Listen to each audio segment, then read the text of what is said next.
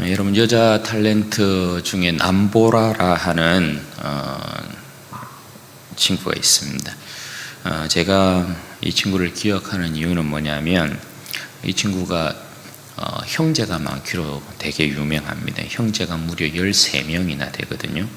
나이가 이제 많지 않습니다. 한 30대 이제 초반입니다.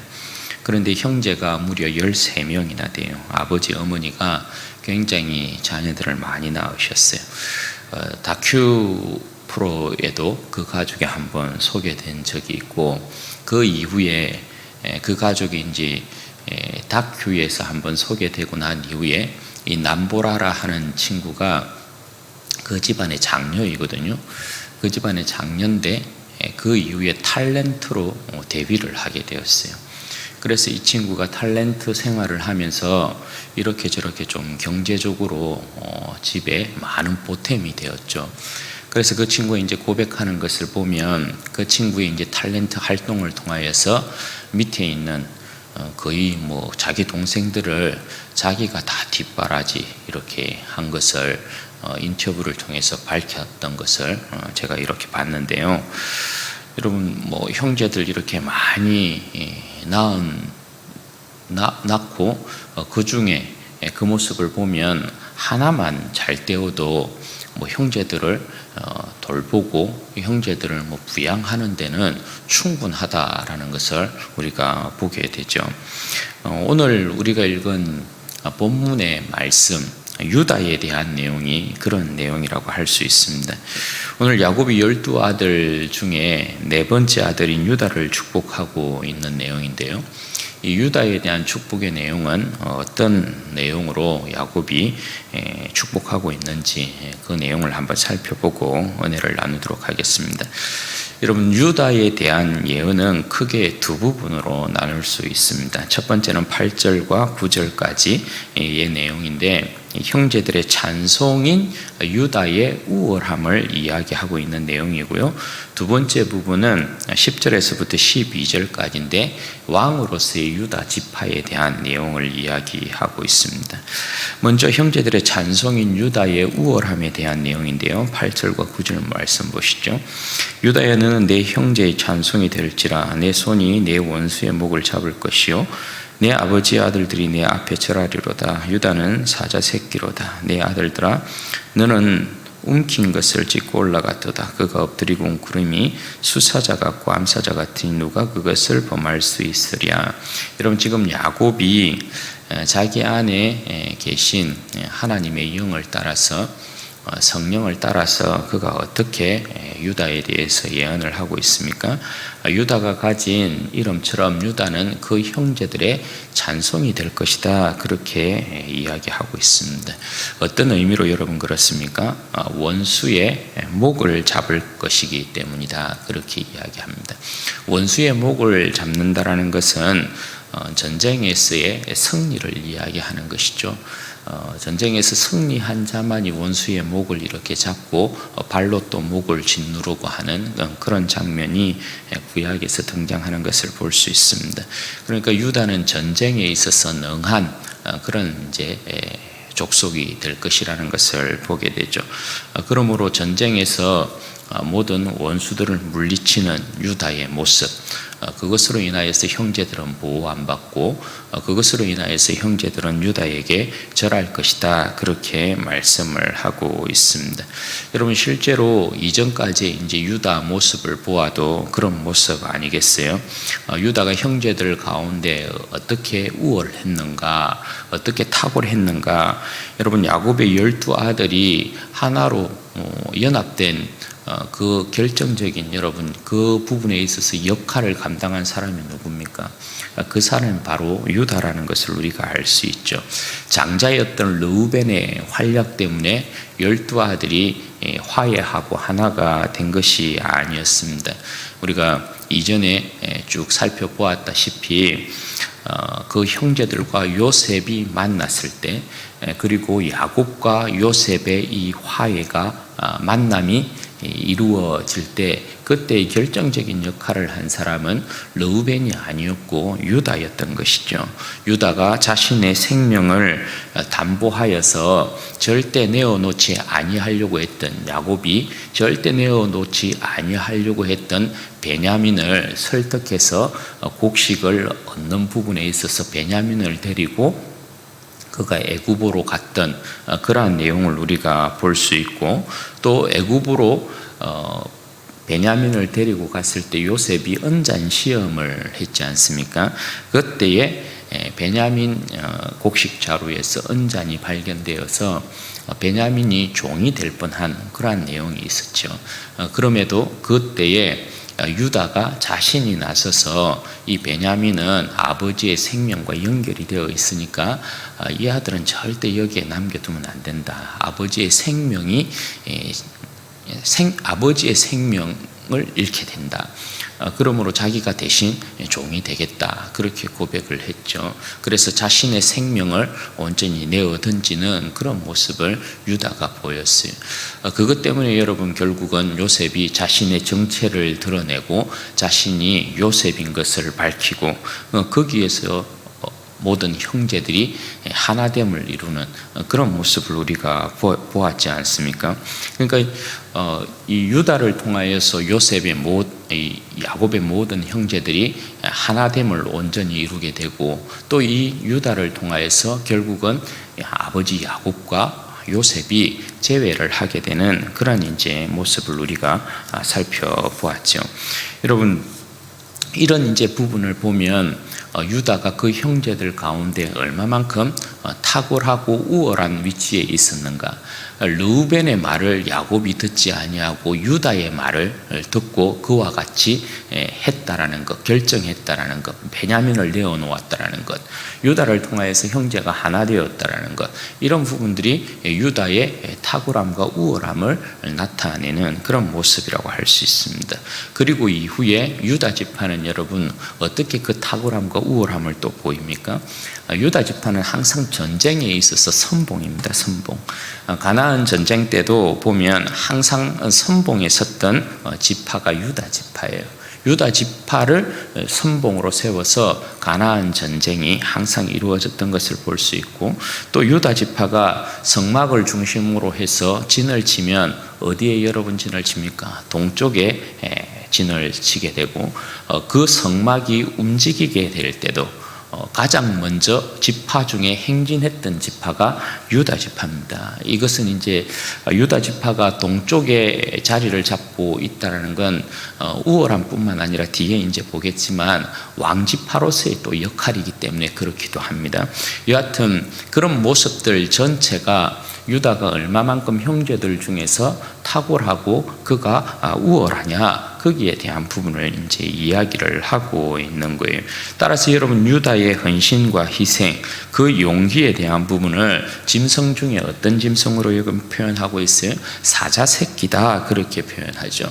사자하면 일반적으로 여러분 동물의 왕을 지칭하는 것이고, 유대 지역에서는 더욱더 그런 것입니다. 사자를 당할 동물은 없는 거예요. 유다는 사자 새끼 같고 앞으로 장성한 모습이 완전한 사자죠. 그래서 먹잇감을 취해서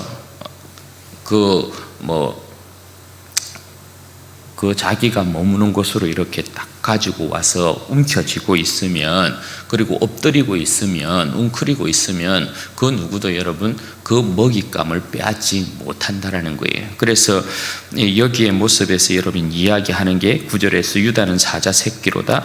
내 아들아 너는 움킨 것을 찢고 올라갔도다. 이것은 이제 먹이를 사냥해서 돌아갔다는 거죠, 집으로. 그리고 그 엎드리고 웅크림이 수사자 같고 암사자 같으니 누가 그를 범할 수 있으랴. 절대 빼앗지 못한다는 거예요.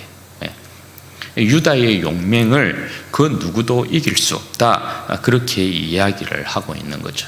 유다 지파를 이길 자도 따라갈 자도 없다, 그렇게 이야기하고 있어요. 그것이 유다가 야곱으로부터 지금 받고 있는 모든 형제들 가운데 유다가 얼마만큼 탁월하고 우월할 것이냐, 거기에 대한 내용을 첫 번째로 이야기하고 있는 내용이에요. 그리고 두 번째는 유다 지파가 왕지파로서 활약하게 될 것이다에 대한 부분을 야곱이 예언을 하고 있어요. 10절에서 12절인데요. 규가 유다를 떠나지 아니하며 통치자의 지팡이가 그 발 사이에서 떠나지 아니하기를 실로가 오시기까지 이르리니 그에게 모든 백성이 복종하리로다. 그의 나귀를 포도나무에 매며 그의 암나귀 새끼를 아름다운 포도나무에 맬 것이며 또 그 옷을 포도주에 빨며 그의 복장을 포도즙에 빨리로다. 그의 눈은 포도주로 인하여 붉겠고 그의 이는 우유로 말미암아 희리로다. 여러분, 여기에 보면 규가 유다를 떠나지 않는다 이렇게 되어 있죠. 이 규는 뭘 이야기하는 것입니까? 뒤에 보면 통치자의 지팡이 이렇게 이야기하고 있습니다. 우리가 흔히 영화에서 한번 보면 왕이 이렇게 규 하나 지팡이 같은 거 이렇게 짚고 있지 않아요? 그걸 이제 이야기하는 것인데요. 왕권을 상징하는 것을 규라고 이렇게 이야기하죠. 왕권과 통치의 상징, 그것이 규라고 이야기하는 것이거든요. 그것이 유다를 떠나지 않는다라는 거예요. 그러면 유다가 여러분 어떤 이제 사람이 된다는 것입니까? 유다 지파가 왕지파가 된다. 그것을 이야기하고 있는 거죠. 언제까지라 이야기합니까? 실로가 오시기까지 이렇게 되어 있어요. 여기에서 여러분 실로가 어떤 의미냐? 여러 가지 이제 몇 가지 의미가 있습니다. 첫 번째는 장소적인 의미에서 실로 이렇게 이제 봅니다. 장소적인 의미에서 실로란 어떤 곳이냐 하면 여호수아를 통하여서 이제 가나안 정복 전쟁에 들어가고 가나안을 정복하면서 이스라엘 백성이 성막을 어디에다가 치냐 하면 실로에다가 칩니다.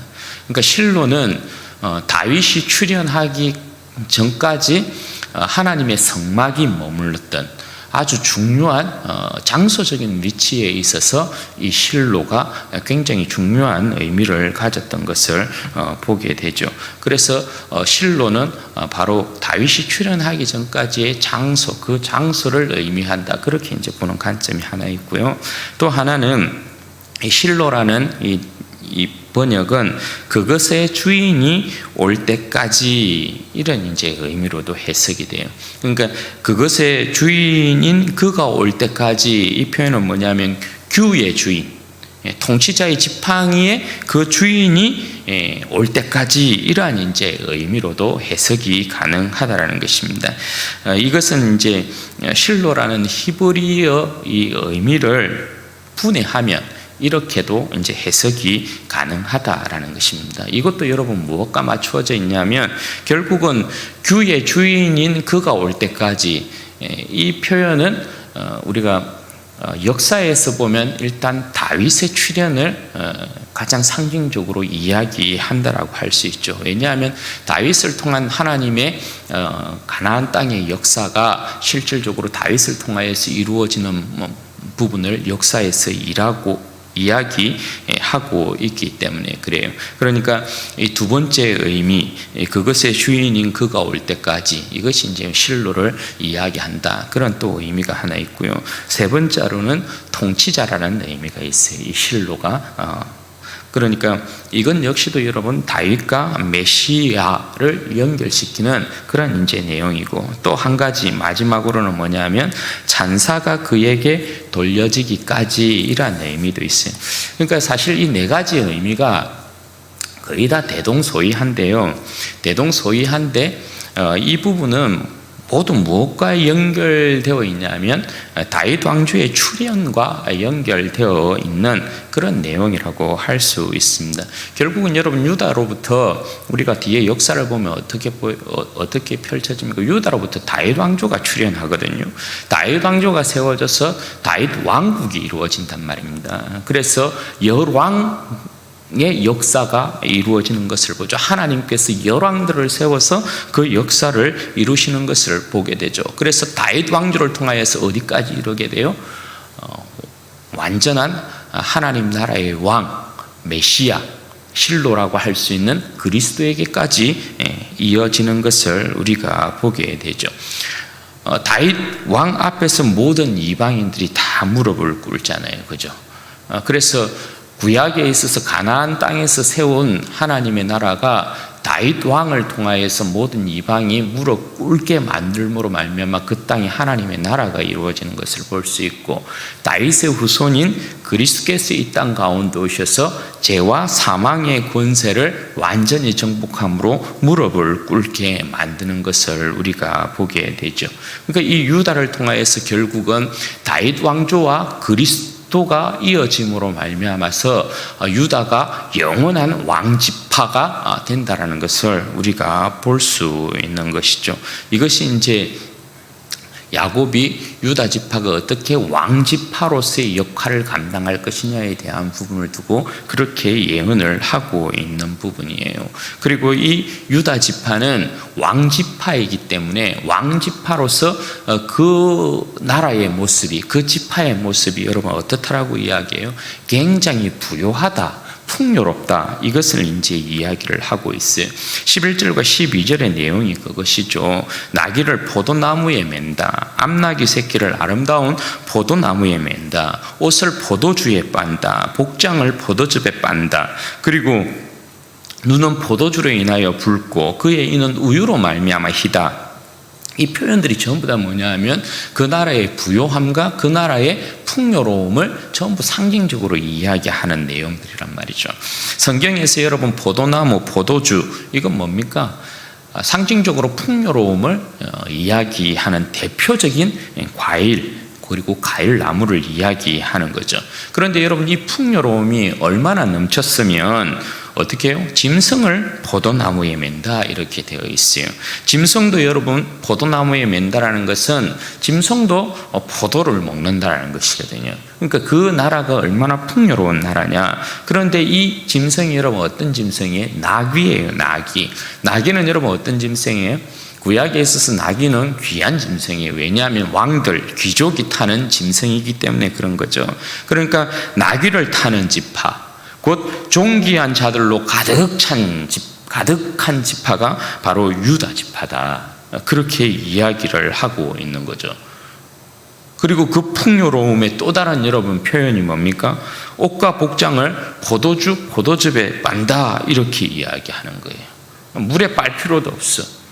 그냥 그 풍요로움 자체가 이 포도주와 이 포도즙이 그렇게 흘러차고 넘친다, 이런 이제 표현이잖아요. 그러니까 그런 그 지파에 있어서 풍요, 그건 말할 것이 없다, 이런 이제 표현이 되는 거죠. 그런데 이보다 더한 표현이 여러분 어떤 표현입니까? 그의 눈은 포도주로 인해 붉겠고 이는 우유로 말미암아 희다, 이런 표현이에요. 아라비아 속담에 그런 표현이 있다고 그래요. 포도주로 인해 붉다라는 말이 있는데 이것은 매우 부요함을 상징적으로 나타낼 때에 포도주로 인해 붉다, 이런 이제 표현을 쓴다고 그래요. 그러니까 그 유다 지파가 왕지파로서 가지는 풍요가 이마만큼 흘러차고 넘친다. 우유도 여러분 마찬가지죠. 우유는 여러분 가나안 땅을 이야기할 때 젖과 꿀이 흐르는 땅, 이렇게 이야기를 하잖아요, 그죠? 하나님의 약속에 따라서 하나님께서 모든 땅에 기름진 산물들을 내어주는 땅이 가나안 땅이란 말이에요. 그 풍요로움을 이야기할 때 젖과 꿀이 흐른다, 이렇게 이야기하고 있어요. 그러니까 우유로 말미암아 이가 희다, 이런 표현은 여러분 계속해서 우유를 먹고 마시는 그런 나라다라는 것을 이야기하고 있는 거잖아요. 그러니까 유다 지파가 얼마만큼 이후에 복을 받을 지파냐, 거기에 대한 부분을 이렇게 예언을 하고 있는 것입니다. 실로 여러분 이후에 유다 지파로 말미암는 그 백성들의 삶을 보면 굉장히 이제 유다 지파는 이 야곱의 예언처럼 형제들보다 굉장히 이제 뛰어난 지파로서의 활약들을 펼쳐내는 것을 보게 되죠. 그러니까 앞서 말씀드린 것처럼 왕조가 탄생하는 지파가 이 유다 지파라고 할 수 있고요. 그 유다 지파를 결국 왕조가 탄생하게 됨으로 말미암아서 모든 형제들이 다 절하게 되어 있는 그런 이제 모습을 우리가 또 보게 되고, 또 유다 지파에 대한 부분을 보면 하나님께서 거기에서 다윗을 일으키고 왕조를 세우심을 통해서 이 역사를 그리스도에게까지 이루어 가시거든요. 열왕기를 보면 남북으로 이스라엘 백성들이 이렇게 분단이 되지 않습니까? 북이스라엘은 왕조가 끊임없이 바뀝니다. 그런데 남유다는 하나님께서 다윗의 씨를 말리지 않습니다. 계속해서 한 씨로 이렇게 쭉 진행이 됩니다. 유다를 하나님께서 어떻게 사랑하셔서 그 지파를 왕지파로서의 사명으로, 그리고 거기에서 나온 다윗의 왕조를 하나님께서 끝내 지키심으로 말미암아 그리스도께까지 연결을 시켜서 야곱의 이 예언을 어떻게 성취시키고 있는가, 그 모습을 우리가 보게 되는 것이죠. 그러니까 야곱의 이 유다를 향한 예언은 그리스도에게서 온전히 이러한 형태로 성취가 되는 것을 우리가 보게 되는 것이죠. 여러분, 유다 지파 다윗의 후손으로 오신 그리스도를 여러분 성경이 표현할 때 어떻게 표현합니까? 용맹한 사자로 표현하기도 하죠. 계시록 5장에 보면 7인으로 봉하여진 두루마리가 있잖아요. 그 인을 뗄 자가 있는가 이렇게 사도 요한이 보는데 그 인을 뗄 자가 없어요. 그래서 사도 요한이 크게 우는 장면이 있죠. 그런데 인을 떼지 못함으로, 두루마리의 인을 떼지 못함으로 사도 요한이 크게 운 것은 그 두루마리 자체가 하나님의 이 구원 역사를 완결시키는 그 부분을 이야기하는 것이거든요. 그래서 인을 떼지 못한다는 것은 하나님의 역사가 완결되지 않는다는 거죠. 그래서 사도 요한이 크게 목 놓아서 이렇게 우는데, 그때 장로 중에 한 사람이 사도 요한을 위로하면서 하는 말이 뭐예요? 울지 말라. 유대 지파의 사자 다윗의 뿌리가 이겼으니 그 두루마리와 그 7인을 떼시리라. 그렇게 이야기를 합니다. 장로가 말한 여러분 유대 지파의 사자 다윗의 뿌리가 여러분 누굽니까? 바로 예수 그리스도를 이야기하는 것이죠. 그러니까 예수 그리스도가 여러분 누구예요? 예수 그리스도가 죄와 사망의 권세를 이기신 왕 중에 왕이신 것이죠. 유다 지파를 통하여서 계속 하나님께서 그들을 통한 역사를 이루어 가시면서 다윗을 통한 왕조를 출현시키고 그 다윗의 후손으로 또 그리스도가 오게 하심으로 말미암아 이 그리스도를 하나님께서 하나님의 역사의 마지막, 하나님의 역사의 완결자요 완성자로 인을 떼시는 분으로 이 땅 가운데 보내시는데, 이분은 용맹한 분이셔요. 십자가의 죽음을 두려워하지 않았어요. 그리고 십자가에서 이분이 죄와 사망의 권세를 정복해버렸어요. 죽음으로써 죄와 사망의 권세를 오히려 정복한 왕. 그리고 그 아들을 하나님께서 다시금 살리셔서 진정한 왕 중의 왕으로 세우고 있는 것을 보게 되죠. 주님 앞에 무릎 꿇지 아니할 백성들이 있나요? 세상 사람들이 있나요? 왕들이 있나요? 아무도 없어요. 모두가 다 주님 발 앞에 무릎 꿇게 되어 있어요. 우리 주님이 온 세상의 통치자이기 때문에 그런 것이죠. 그리고 그 주님의 나라는 여러분 어떤 나라예요? 부요함과 풍요로움을 말로 형용할 수 없는 나라인 거죠. 그래서 여러분, 주님께서 그 나라의 영광과 부요함으로 문 영혼들을 초대하잖아요. 이사야 55장 1절에 보면 오호라 너희 목마른 자들아 물로 나오라. 돈 없는 자도 오라. 너희는 와서 사 먹되 돈 없이 값없이 와서 포도주와 젖을 사라. 풍요로운 나라예요. 부족함이 없는 나라예요. 이 영광의 초대가 여러분 어떻게 완성이 되나요? 요한복음 6장 54절에서 58절 말씀을 보면 우리가 주일에 살펴본 것처럼 주님께서 이렇게 말씀하시죠. 내 살을 먹고 내 피를 마시는 자는 영생을 가졌고 마지막 날에 내가 그를 다시 살리리니 내 살은 참된 양식이요 내 피는 참된 음료로다. 내 살을 먹고 내 피를 마시는 자는 내 안에 거하고 나도 그의 안에 거하나니 살아계신 아버지께서 나를 보내심이 내가 아버지로 말미암아 사는 것 같이 나를 먹는 그 사람도 나로 말미암아 살리라. 이것은 하늘에서 내려온 떡이니 조상들이 먹고도 죽은 그것과 같지 아니하여 이 떡을 먹는 자는 영원히 살리라. 여러분, 우리가 얼마나 풍요로운 하나님의 나라의 백성이고 그 나라 안에서 우리가 얼마나 풍요 가운데 거하고 있는 백성인가, 배부른 백성인가, 거기에 대한 부분을 여기에서 이야기하고 있는 것이죠.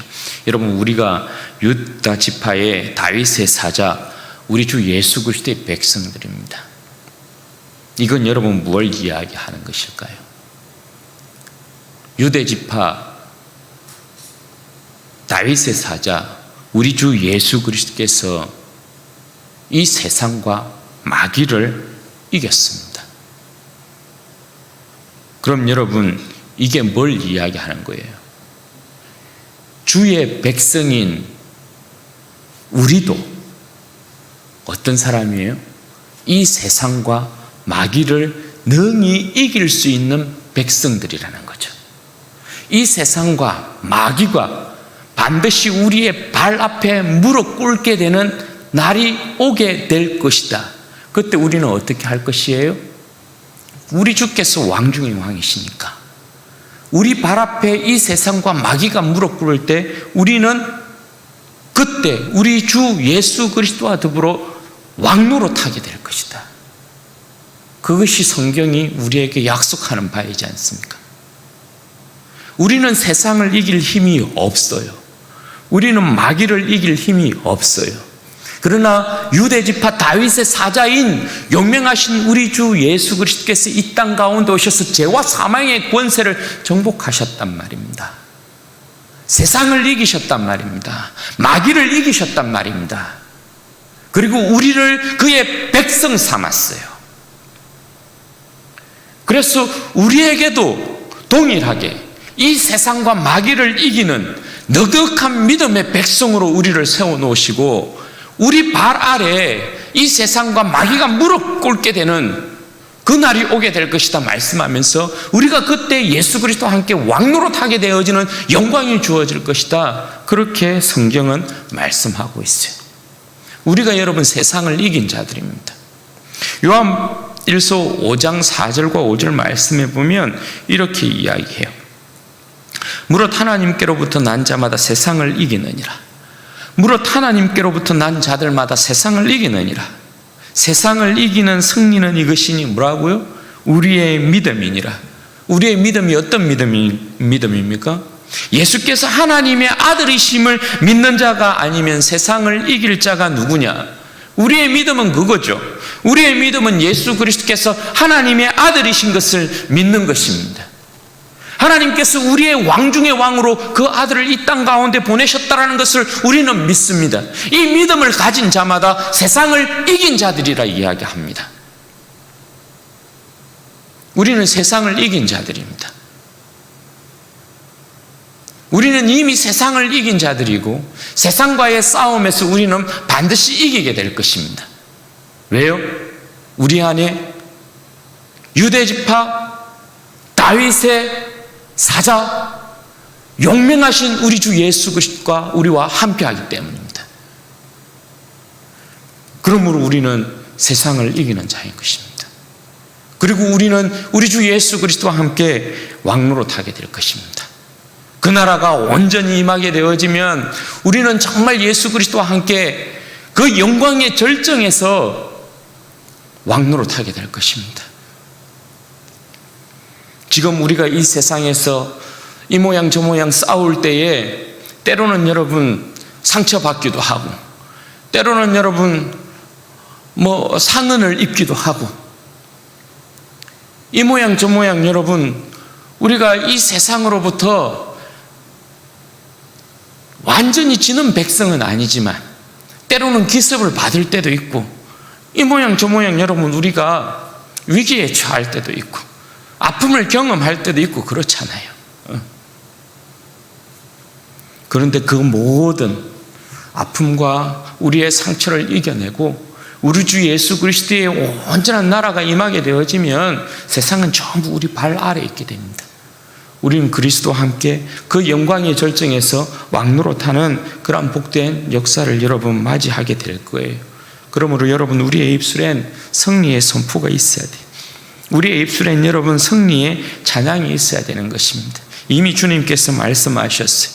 요한복음 16장 33절에 보면 이것을 너희에게 이르는 것은 너희로 내 안에서 평안을 누리게 하려 함이라. 세상에서는 너희가 환난을 당하나 담대하라. 내가 세상을 이기었노라. 우리는 세상의 질 운명의 사람도 아니고요, 마귀의 종이 될 사람도 아닌 것입니다.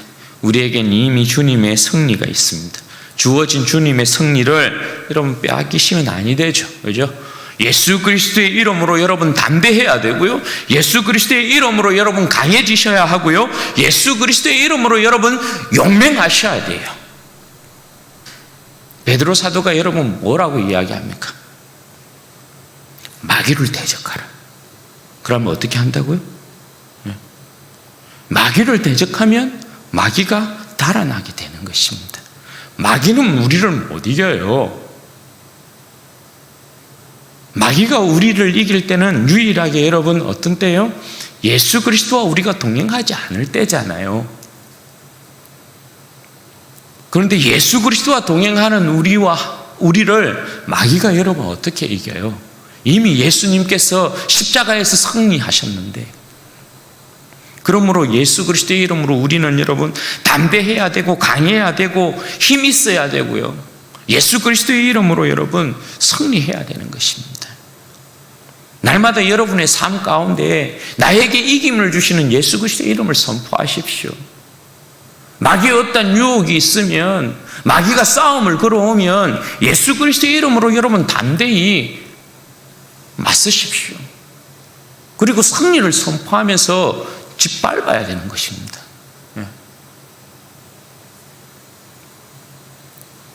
이미 주어진 승리가 있음에도 불구하고 우리에게 죽음을 이긴 성령의 능력이 있음에도 불구하고 우리가 이 세상과 마귀에게 진다라는 건 참 우리의 믿음이 연약하고 정말 비참한 것이. 이겨내야 돼요.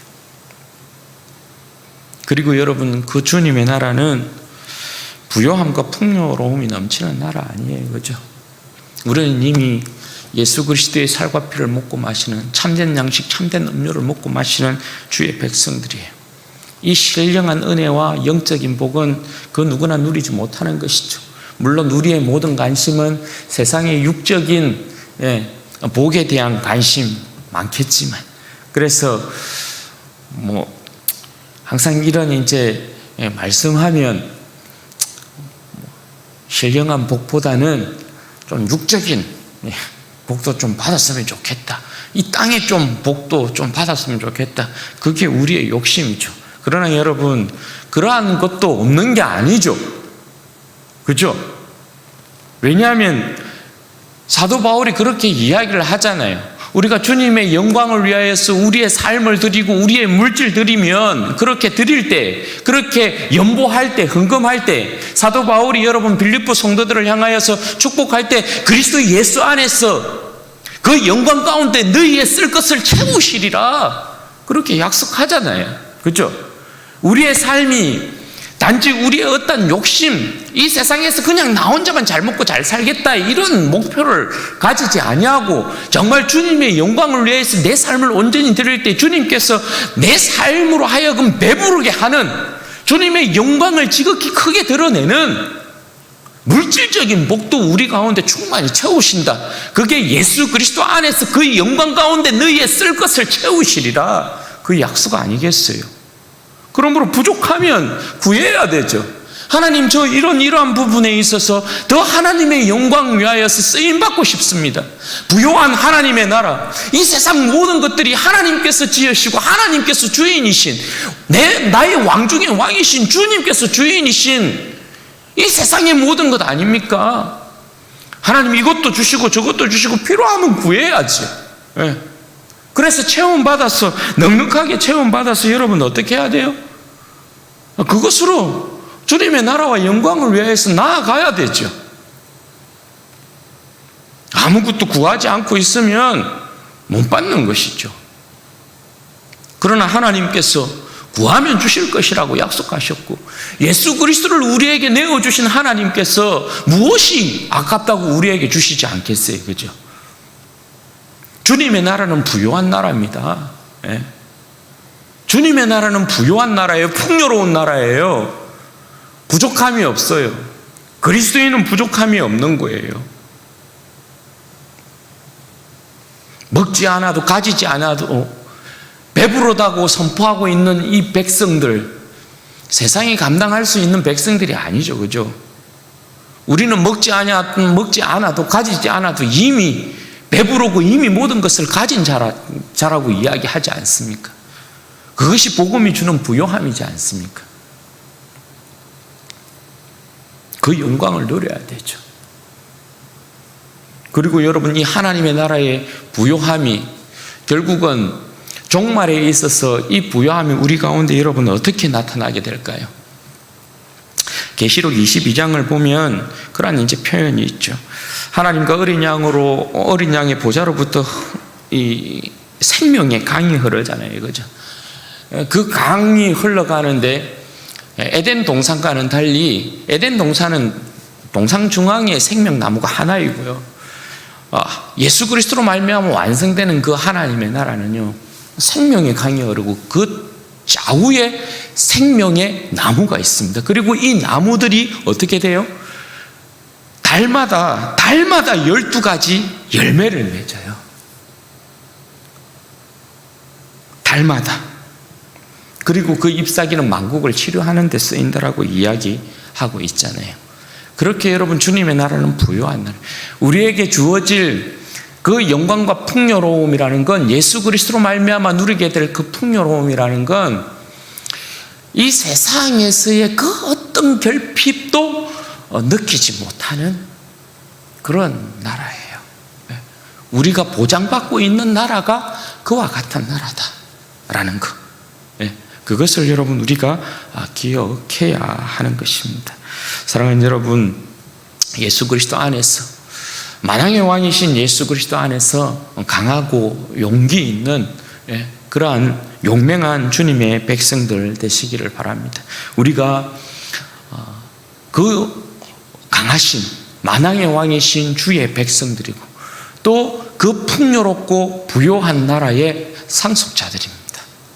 그것을 여러분 기억하시고, 이 세상 살아갈 때 내가 예수 그리스도 안에 있는 어떠한 백성인가를 여러분 깊이 깨닫고, 또 우리는 살아계신 하나님을 섬기는 백성이니까 날마다의 삶 가운데서 예수 그리스도로 말미암는 힘과 강함이 여러분 가운데 부어지고, 여러분들의 생명이 배부름과 풍요로움 가운데 거하시는 그러한 복된 삶이 되어서 이 세상과 마귀를 넉넉하게 이겨내는 그러한 힘있는 백성들 되시기를 주님의 이름으로 축원드립니다.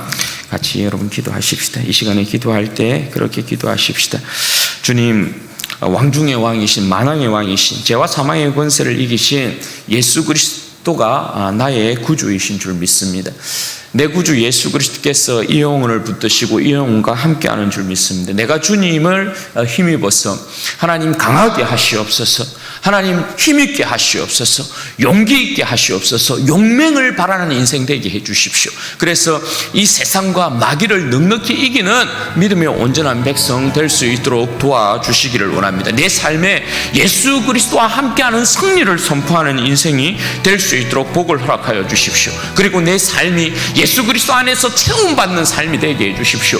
그냥 풍요로운 삶이, 예수 그리스도의 살과 피를 먹고 마시는 내 삶이 그냥 성경에서만 선포되어지는 그런 이상적인 어떠한 풍요로움, 그걸 말하는 것이 아니라 정말 내가 이 땅을 살아가면서 예수 그리스도로 말미암아 누리는 그 나라의 백성으로서의 그 풍요로움과 그 백성으로서의 그 부요함과 여유로움을 누리며 살아가는 그런 복된 인생이 될 수 있도록 하나님 은혜와 복을 허락하여 주시고, 이 인생으로 하여금 예수 그리스도 안에서 모든 쓸 것을 공급받으며 주님 앞에 부족함 없이 살아가는 인생 되게 하여 주옵소서. 우리 주여 한번 부르짖고 기도하십시다.